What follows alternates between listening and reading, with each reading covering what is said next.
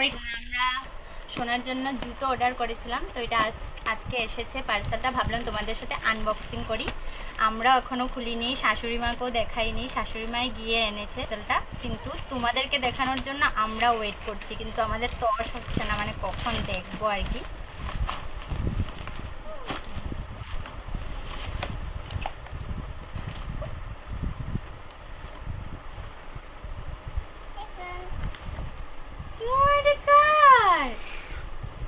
বলো কে সুন্দর হয়েছে?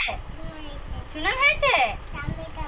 হ্যাঁ এই দেখো, তো সোনু বাবা দুর্গা পূজার জন্য এরকম মানে হাই একটু মানে উঁচা টাইপের জুতো এখনো পরাইনি ওকে, এবার প্রথম পরাবো।